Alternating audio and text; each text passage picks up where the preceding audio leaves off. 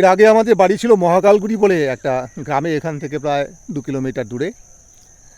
পরবর্তীতে এখানে বাড়িটা স্থানান্তর করা হয়, এখানে জমিটুকু কিনে নিয়ে তারপর এখানে বাড়িটাকে করা হয়। তখন আমি ক্লাস 6-এ পড়ি, কত হবে ওই বছর 12 মতো হবে বয়স। তখন এই পাড়াগুলো একটাও ছিল না, একেবারে ফাঁকা জমির মাঝখানে আমাদের বাড়ি করা হয়েছিল। অনেকে ভয় পেত যে এত ফাঁকা মাঠের মধ্যে কী করে থাকবে। আর ওই সময় এই যে ঢিপটা যেটা বললাম, এই ঢিপে একটাও গাছ ছিল না, কেবলমাত্র মাঝখানে কয়েকটা বিশাল বড় বড় হয়তো 100 বছরের পুরনো কিছু শিমুল এবং সেই সঙ্গে কয়েকটা গাছ ছিল। এবং এই ঢিপটা তখন আমাদের এখান থেকে একেবারে পরিষ্কার দেখা যেত ওই মাথা থেকে ওই মাথা পর্যন্ত।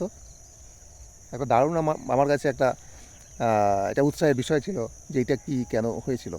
পরবর্তীতে আমি বিভিন্ন পত্রপত্রিকায় এটা সম্বন্ধে একটু দেখেছিলাম, একটা প্রতিবেদনে লেখা হয়েছিল যে এটা নাকি কুচবিহার রাজার তৈরি এবং এখানে কুচবিহার রাজার রাজধানীর স্থানান্তরের একটা পরিকল্পনা হয়তো হয়েছিল।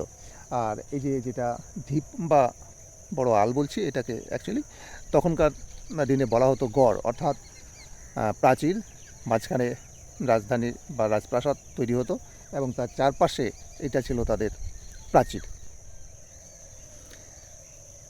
আমাদের জমির মাঝখান থেকে দেখলে যে ভিউটা চারদিকে আমি দেখিয়ে দিচ্ছি একটু, এই হচ্ছে থানা। এদিকে অনেক দূর পর্যন্ত জমি রয়েছে। তারপরে এদিকে হচ্ছে সেই ঢিপ লম্বালম্বি শুরু হয়েছে সেই ওই মাথা থেকে, এদিকে এসে শেষ হয়েছে এইদিকে।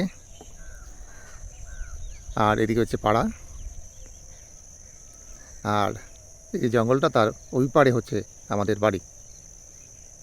এখন কর্মসূত্রে আমি শিলিগুড়িতে থাকি, ফলে অনেকটাই দূর এবং বিভিন্ন কারণে খুব একটা বেশি আশাও হয়ে ওঠে না। এখানে বছরে জেনারেলি আমরা একবারই আসি পূজার ছুটিতে, 1 সপ্তাহ বা 15 দিন যতদিন বাড়ি থেকে যাই। এছাড়া বাড়িতে যদি কোনো অনুষ্ঠানাদি থাকে তাহলে আসা হয়। আমি এই পরিবেশটাতেই বড় হয়েছি, কিন্তু শিলিগুড়ি থেকে এখন আর এটাকে একেবারেই উপভোগ করতে পারি না। তাই আসলে পরে একেবারে প্রাণটা আমার খুলে যায়, আমি সব কিছুকেই টাচ করি। এই হেমন্ত পূর্বে কিছুদিনের মধ্যে এখনই কিন্তু এই ধান গাছের পাতাতে শিশির পড়া শুরু হয়ে গেছে, দারুণ একটা ফিলিং।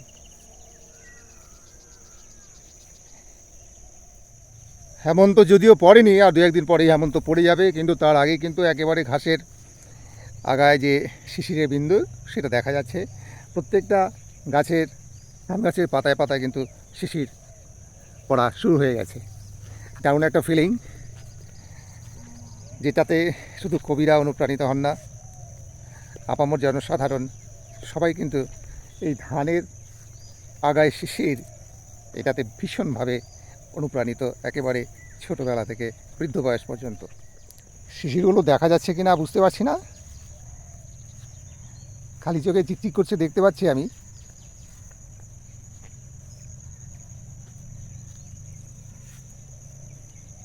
ঠিক আছে, চলো আমাদের বাড়ির অন্য অংশগুলো তোমাদের দেখিয়ে দিই।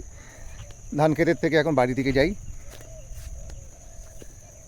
তবে এটা সত্যি কথা, এই যে ঘাসের উপর দিয়ে হাঁটা, শিশির ভেজা ঘাসের উপর দিয়ে পাশে ধান ক্ষেত হোক বা অন্য যে কোনো শস্য, সেগুলোকে টাচ করতে করতে যাওয়া, এটা কিন্তু জীবনে একটা বিশাল বড় পাওনা। আমি নিজেকে এই জন্য ভাগ্যবান মনে করি। আমি এই গ্রামের একেবারে সেই আদি নির্মল যে রূপ, সেটাকে যেমন ছোটোবেলা থেকে পেয়েছি, এবং বর্তমানে একটা সিটি টাউনের যে কর্পোরেট লাইফ, সেটাকেও দেখতে পেয়েছি খুব কাছে থেকে। ফলে আমার মনে হয় এদিক দিয়ে আমি অনেকটাই সৌভাগ্যবান। তবে আমার দুটোর সঙ্গেই অ্যাডজাস্ট করে চলতে হয়, কেননা জীবনটাই তো এখন হয়ে গেছে সেরকম। কিন্তু কোনোটার প্রতি আমার সেই আগেকার যে ভালোবাসা, সেটা কিন্তু বা যে আবেদন ছিল, এটা একেবারেই কমে যায়নি।